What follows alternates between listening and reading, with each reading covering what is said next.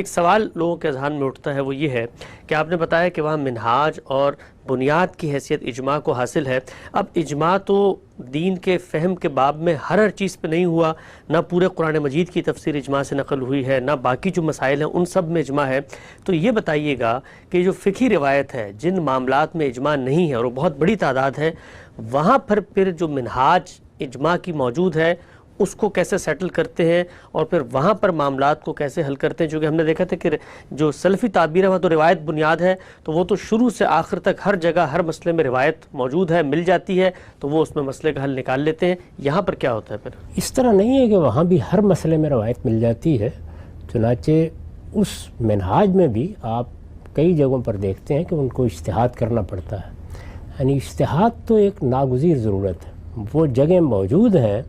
جن میں آپ کو کوئی رائے قائم کرنی ہوتی ہے۔ یہی وجہ ہے کہ خود سلفی منہاج میں بھی اصول فقہ کا مطالعہ کیا جاتا ہے،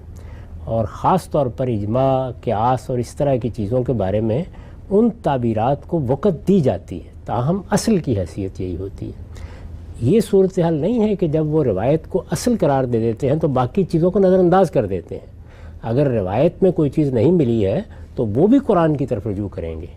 وہ بھی اجماع کی طرف رجوع کریں گے، وہ بھی اسی طریقے سے دوسرے آثار کو دیکھیں گے۔ یعنی یہ ساری چیزیں ان کے ہاں بھی ہوگی اور اجتہاد بھی کریں گے۔ جو نئے معاملات پیش آئیں گے ان میں ظاہر ان کو بھی کوئی رائے قائم کرنی ہوتی ہے۔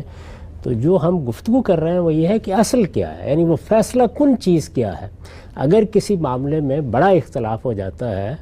یا کوئی واضح نقطہ نظر نہیں بن پاتا تو وہ کیا چیز ہے کہ جو قاضی ہو جائے گی، حکم ہو جائے گی، جو فیصلہ کر دے گی۔ چنانچہ یہ روایت ہے جس کی وجہ سے ہم نے یہ دیکھا کہ بعض ائمہ نے یہ کہا کہ سنت و قاضیۃ علی الکتاب۔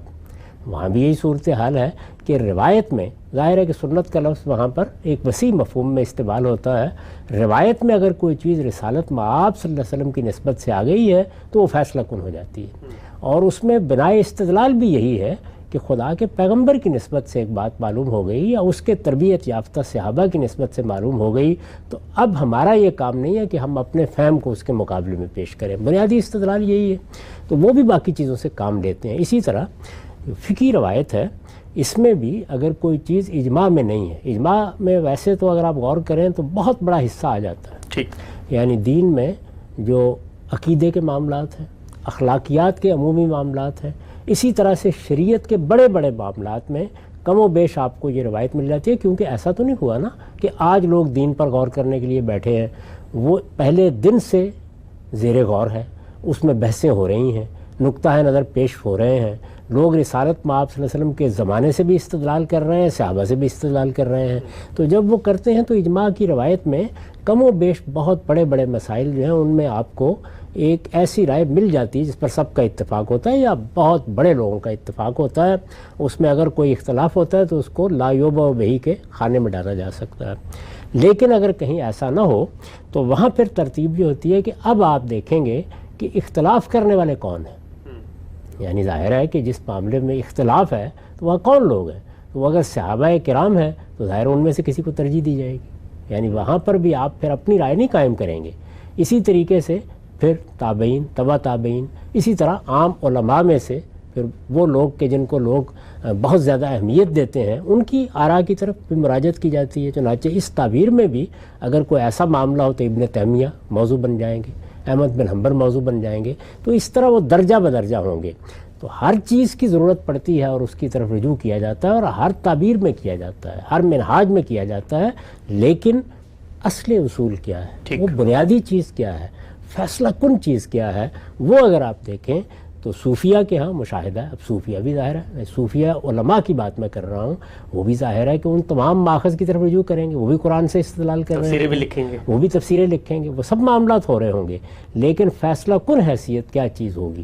یعنی وہ چیز جو ان کے مجموعی تصور کو بنانے کا کام کرے گی، جس کے گرد سب چیزیں گھوم رہی ہوں گی، جو محور کی حیثیت اختیار کر لے گی، جس کی طرف رجوع کے بعد گویا فیصلے کی جگہ پر آپ آ جائیں گے، وہ ان کے ہاں